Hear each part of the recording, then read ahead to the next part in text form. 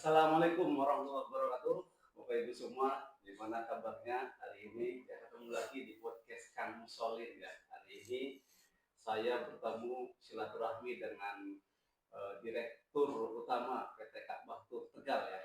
Teman-teman semua, Bapak Ibu semua dimanapun berada, terutama para pelaku usaha UMKM nih. Teman-teman, hari ini saya akan coba sedikit sharing-sharing dengan Pak Pras namanya. Kalau biasa disebutnya Pak Pras ya, atau Mas Pras nih, asli Tegal ya Mas ya. Amin. Nih, hari ini saya ketemu dengan Mas Pras selaku Direktur Travel Haji dan Umroh PT Kapastur Tegal ya, asli Tegal ya, teman-teman semua. Tapi melayani seluruh Indonesia. Wah, belum apa-apa sudah promosi gitu. Ya, tapi hari ini kita akan hanya ngobrol-ngobrol sekilas ya teman-teman, Bapak Ibu semua. Hari ini kita ngobrol terkait dengan sekarang sedang maraknya kasus-kasusnya pemberangkatan haji dan umroh yang ilegal sehingga cukup bermasalah di sananya ya. Nah, hari ini kita akan ngobrol-ngobrol dengan Mas Pras supaya bagaimana caranya kita memilih atau tips memilih Biro Haji dan Umroh yang resmi, yang valid, yang dokumen supaya nanti keberangkatan kita ke sana ke Mekah ya, Mas Pras, tidak bermasalah. Justru kita akan tenang, nyaman ibadahnya dan kita sepulang dari sana ya Bapak Ibu semua nanti bisa menjadi predikat yang ibadah yang mabrur ya, baik yang umroh atau haji yang mabrur. Oke. Selamat pagi Mas Pras. Assalamualaikum. Waalaikumsalam. Selamat pagi. Waalaikumsalam warahmatullahi wabarakatuh. Alhamdulillah sehat Pak Mus. Ya. Lama yang nggak ketemu ya Mas. Lumayan. Baik.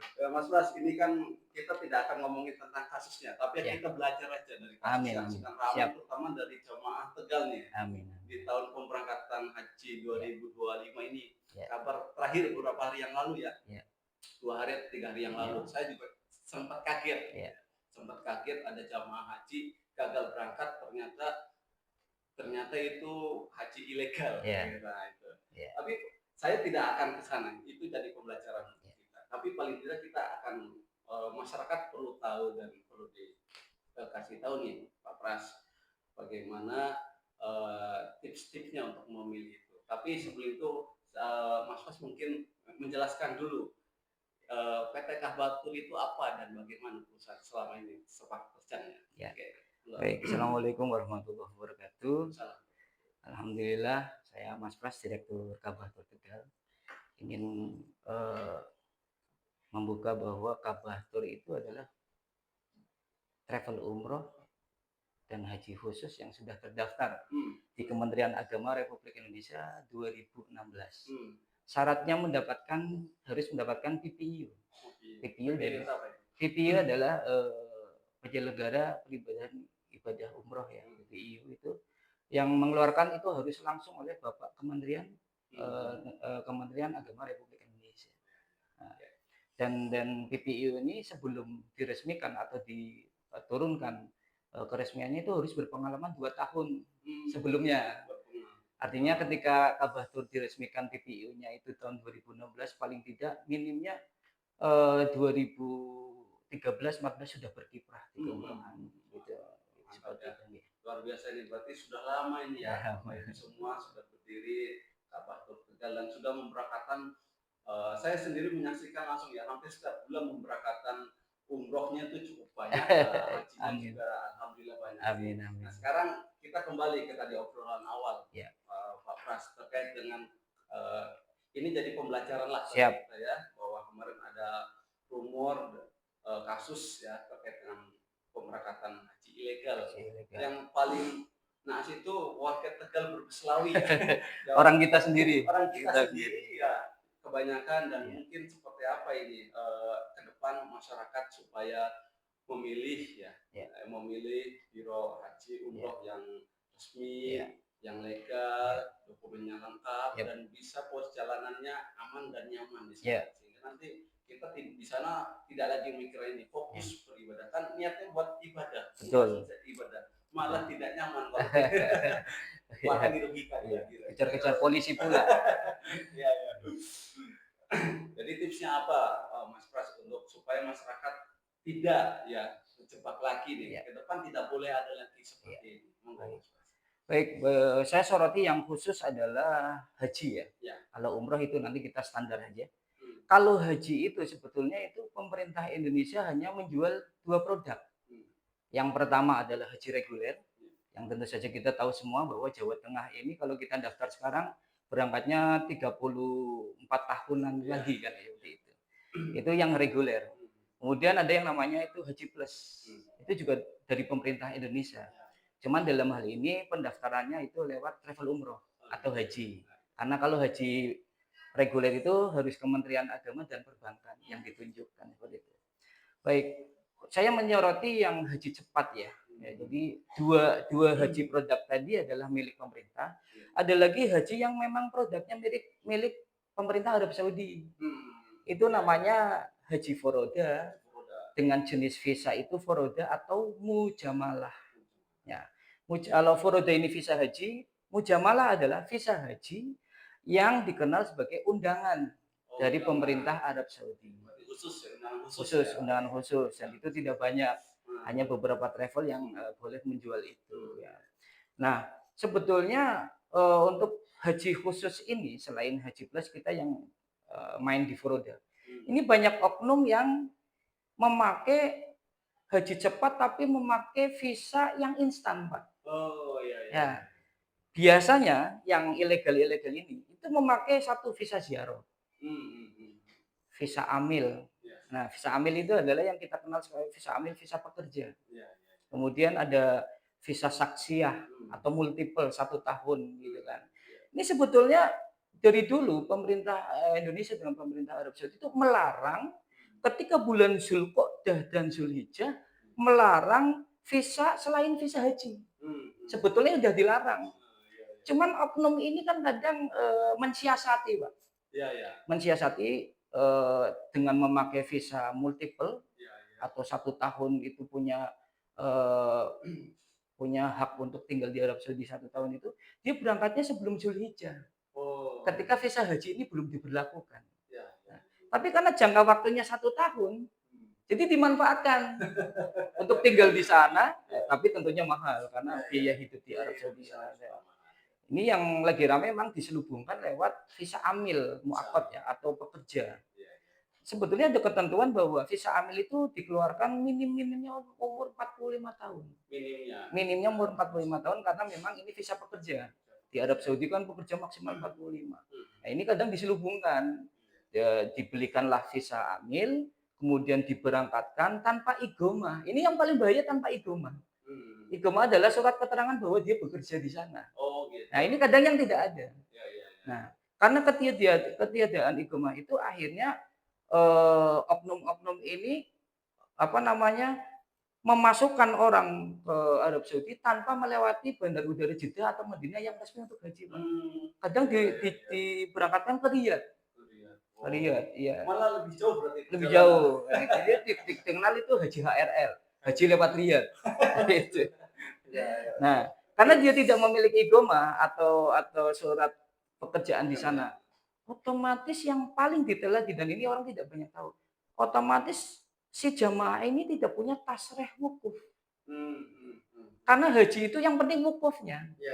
Nah, kita tahu bahwa saya kemarin mengurus tasreh wukuf itu kalau dirupiahkan itu sudah 20 juta, Pak.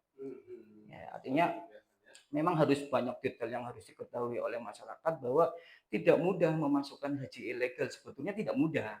Tapi kadang oknum-oknum ini mungkin bekerja sama dengan pihak-pihak tertentu hingga dia bisa masuk, tapi sangat riskan. Artinya tanpa wukuf bagaimana dia masuk ke area wukuf? Karena tidak ada tasrehnya. Akhirnya mereka Sedangkan haji itu harus wukuf. Harus wukuf. Iya. Semua rukun boleh dibadalkan atau diwakilkan. Tapi kalau wukuf, iya, sekalipun dia sedang diselang infus ya harus digotong-gotong. Ini penting ya supaya masyarakat paham, supaya ini tidak, ya kita juga tidak menginginkan siapapun di antara kita terjebak ke, walaupun memang di sisi lain ada problemnya adalah masa tunggu haji yang begitu lama. Sudah begitu lama, orang sudah apalagi yang sepuh. Sepuh itu sudah punya secara kemampuan biaya sudah punya, tapi kemampuan usianya takut dan mereka. Itu butuh pengawasan khusus ya. Khawatir maksudnya tidak punya apa namanya, kesempatan Ya. kedua kali karena faktor usia. Nah, ini Ya. kan akhirnya menempuh jalan pintas, Pintar. tetapi ternyata salah. Salah. Salah memilih Iya. biro travel umroh dan Iya. hajinya yang kemudian yang kurang bertanggung jawab ya, Iya. kurang bertanggung jawab, padahal tidak bisa atau tidak diperbolehkan atau dilarang malah Iya. dilakukan. Nah, ini penting.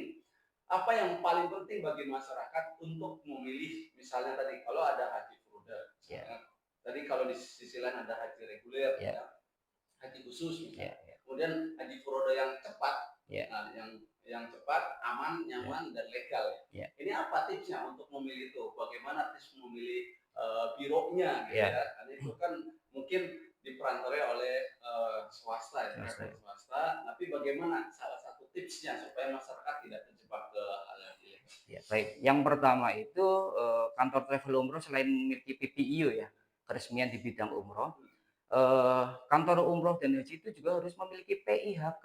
PHK itu apa? PIHK itu adalah penyelenggara ibadah haji khusus. Oh. Ya, harus punya ini.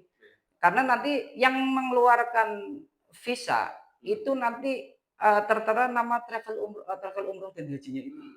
Kalau dia punya PIHK, misalkan Kabatur sudah alhamdulillah punya PIHK, maka di surat porsinya akan tertulis ya PT Kabatur gitu. Ya. Tapi kadang-kadang itu banyak yang apa namanya, dulu kan ada musim konsorsium ya.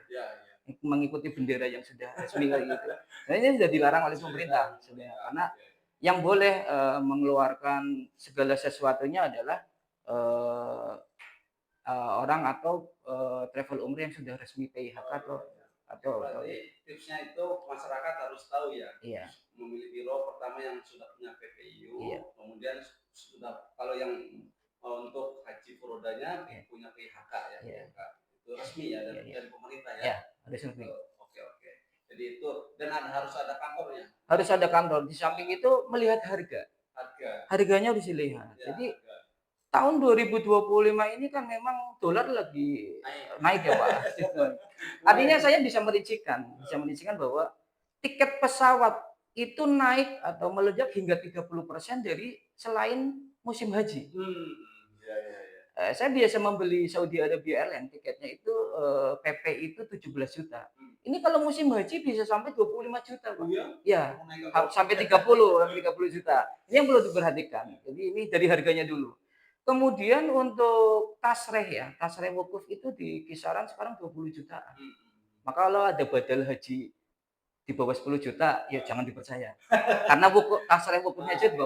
Bapak Ibu semua, ini penting nih. Penting. Untuk nanti mencari, misalkan tadi itu adalah salah satunya badal haji.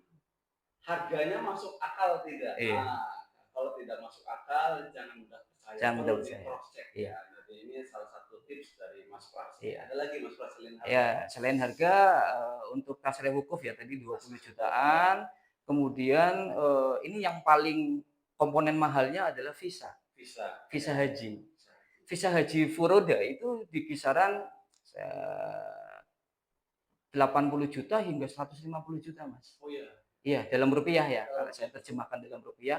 Artinya kalau 100 saja kita ambil harga visanya 100, tasrehnya udah 20, pesawatnya udah 30 juta. Ini kan nggak mungkin ada haji-haji murah-murah yang 130 sampai 175 yang ini lagi viral ya, yang nggak berangkat itu ya sangat memang tidak mungkin. Sebenarnya jamaah harusnya udah bisa menghitung lah. Artinya dari harga yang nggak mungkin itu sebenarnya ya nggak masuk akal. Baik. Terima kasih nih Mas Pras. Siap. Informasinya penting ya. Amin. Semua Bapak Ibu semua kalau yang mau berangkat haji, baik yang haji reguler, haji khusus ataupun terutama tadi haji furoda yang tadi itu sudah punya kemampuan finansial, tapi usianya sudah agak sepuh, ada kekhawatiran tidak ketemu kesempatan ya, Bapak Ibu bisa mendaftar tapi harus jelas ya perusahaan penyedianya atau travel biro dan umrohnya. Mungkin itu aja Bapak Ibu semua, semoga bermanfaat. Terima kasih. Amin. Matur suwun Pak Mus. Pencerahannya semoga Amin. bermanfaat untuk semuanya. Terima kasih. Semangat terus di Bapak Ibu, semangat ibadahnya, semangat berkaryanya. Amin. Assalamualaikum warahmatullahi wabarakatuh. Waalaikumsalam warahmatullahi wabarakatuh.